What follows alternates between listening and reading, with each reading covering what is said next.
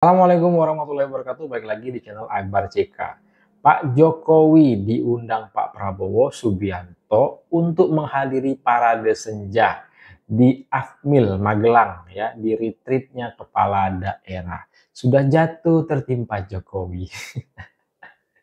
Ini cocok untuk PDIP, ya.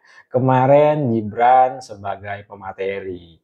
Hari ini Pak Jokowi hadir diundang Pak Prabowo, ya, untuk mengikuti parade senja di retreatnya kepala daerah. Apa nggak tambah mumet, ya? Mumet nih PDIP, ya. Nah, ya gagah. Pak Jokowi dengan gagah menggunakan pakaian komando, ya, langsung berangkat ke Magelang menghadiri undangan Pak Presiden Prabowo Subianto. Nah, seperti apa itu selengkapnya nih, ya? Langsung aja kita simak videonya berikut ini. Pak, secara langsung jadi karena sedang jadi Prabowo seperti apa? menghadiri ada senja. Seragamnya itu ya Pak? Seragam dari sana? Gitu. Terima kasih Pak.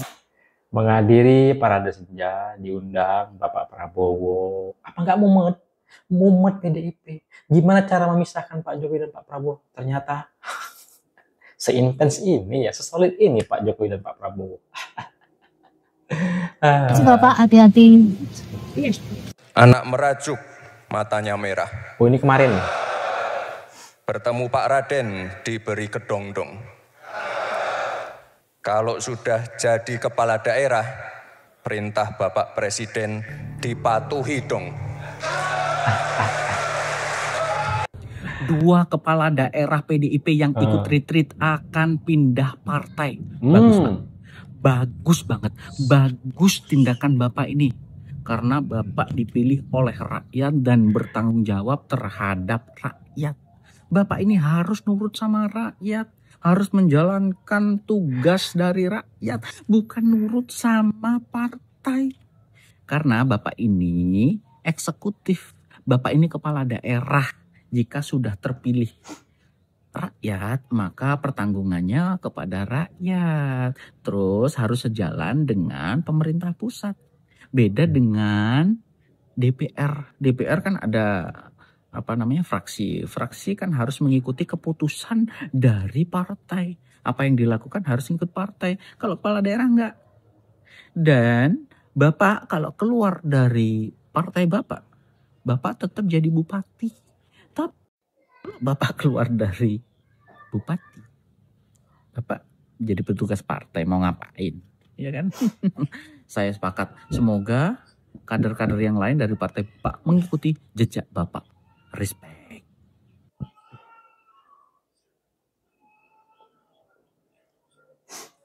Nggak diajak ngambek, diajak nggak datang. Ngakunya partai tua, tapi kelakuan kayak anak kecil, ngambekan. Prabowo Subianto aja kalah berkali-kali masih bisa move on, masih bisa bersatu dengan pemerintah. Takutnya masyarakat kecil berpikir, arahan presiden aja nggak digubris, apalagi arahan masyarakat. Partai manakah itu? Kepala daerah yang dari PDIP dilarang ikut oleh Megawati. Ini menunjukkan sebenarnya sikap partai ini, sikap orang-orang yang ada di dalam partai PDIP itu sebenarnya serius nggak sih ngurusin negara ini? Gitu. Kalau Anda tidak serius ya jangan ikut pemilu, gitu. Jangan ikut pilkada. Gitu. Karena pilkada itu juga pakai uangnya negara, bukan pakai uangnya PDIP kan gitu. Nah, dari situ kita makin kuat melihat bahwa kalimat petugas partai yang selalu dilontarkan, statement itu yang selalu dilontarkan oleh Megawati itu memang nyata terbukti sekarang. Kalau mereka mengikuti instruksi dari ketumnya gitu. Jadi bukan ngurusin negara. Saya sudah pernah bilang sama Hasto dulu bahwa ADART kalian mengatakan kalian petugas partai itu urusan kalian. Tapi pada saat kalian sudah terpilih menjadi aparat negara, menjadi apapun di negara ini yang notabene adalah seorang pejabat, itu kalian harus tunduk pada undang-undang. Kemarin pemikiran-pemikiran atau pendapat lain dari kawan-kawan yang mengatakan, dah sekarang kan sudah otonomi daerah, jadi bisa ikut, bisa tidak. Oh iya, kalau itu jelas. Tapi jangan lupa, di dalam undang-undang otonomi daerah itu masih ada 8 ketentuan yang harus ikut pusat. Pertahanan, fiskal, kesehatan, pendidikan, lingkungan hidup, apalagi. Jadi tidak bisa melepaskan diri begitu saja. Karena secara nyata dan itu fakta, sampai sekarang tidak bisa otonomi daerah itu juga berdiri sendiri, dia cari makan sendiri, membangun sendiri, tidak bisa. Jakarta saja seperti itu. APBD-nya kan 85 triliun. Tapi kan PAD-nya itu cuma 34 triliun. Jadi masih ada 50-an triliun yang harus disumbang oleh pusat kan gitu. Itulah subsidi silang dan sebagainya, karena pendapatan negara ini kan bisa dapat dari minyak, dari segala macam. Nah, ini kan harus disadari, otonomi daerah boleh dilakukan karena memang ada undang-undangnya.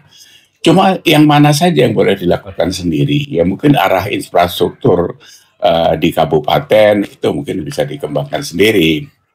Bahkan pendidikan sama kesehatan saja tidak bisa jalan sendiri, karena itu terintegrasi. Jadi kalau sudah seperti ini, supaya sama-sama disadari, pemerintah pusat dan daerah itu adalah satu agregat yang memang tidak bisa dipisah-pisah begitu saja gitu. Walaupun di dalam kenyataannya memang ada beberapa hal yang bisa dijalankan sendiri. Nah, kembali lagi tentang pelarangan oleh Megawati itu, bahwa ini sebuah perbuatan pembangkangan. Jadi buat kita tidak ada toleransi, tapi kalau pemerintah masih mengelus PDIP ya silakan gitu. Tapi buat kita masyarakat di bawah ini ya kita harus menjaga jarak dengan mereka karena memang sikapnya seperti itu. Walaupun tidak semua orang PDIP seperti itu, tapi karena dia tunduk kepada titah ibunya, ya kita harus waspada gitu. Karena mereka digaji oleh uang negara, bukan uang Megawati. Uang Ya kan? PDIP. Kecuali PDIP buat negara sendiri ya terserah, karena ada 17.000 pulau. Masih ada, minta aja berapa 1.000 pulau buat negara sendiri, nggak apa-apa. Kalau sekarang nggak bisa, karena nggak mungkin kabupaten itu kalian portal sendiri untuk kalian hidup sendiri di situ. 122 kepala daerah kalau tidak salah saya, karena angkanya berubah-ubah terus memang. Karena kita kan, angka-angka kita ini kan harus divalidasi lagi. Semuanya memang angka ngawur. 122 kepala daerah, itu berapa persen dari 514? Itu saja kita pegang. Bagaimana mengaturnya itu? Apakah mereka mau hidup sendiri? Ya ngomong aja buat surat. Kalau kemarin Pak Prabowo sudah benar, yang tidak ikut sekalian aja mundur. Buat surat lah mundur, gentle. Jangan maju mundur. Maju mundur itu kalian jadi undur-undur gitu. Tapi buat kita sebenarnya sekarang ini menjadi trigger makin jelas bahwa PDIP itu mengecilkan dirinya sendiri karena dia dengan kelakuannya itu telah memporak-porandakan tatanan perpolitikan Indonesia. Itu clear buat saya. Jadi itu yang harus diwaspadai. Jadi kalau ada sebagian besar dari kita menginginkan PDIP tidak ada lagi di 2029, ya mungkin dari sini dimulainya itu. Nah, itu dia ya video kita kali ini. Apa yang akan terjadi pada PDIP di 2029? Sudah jatuh tertimpa Jokowi. Ingin memisahkan Pak Prabowo dan Pak Jokowi, malah Pak Prabowo dan Pak Jokowi semakin sulit. Nah, silakan ketik komentar kalian komentar terkait video kita kali ini ya. Jangan lupa like dan subscribe-nya agar tidak ketinggalan informasi dan notifikasi dari channel ini. Saya Akbar CK. Assalamualaikum warahmatullahi wabarakatuh. Salam sehat selalu. Bye bye.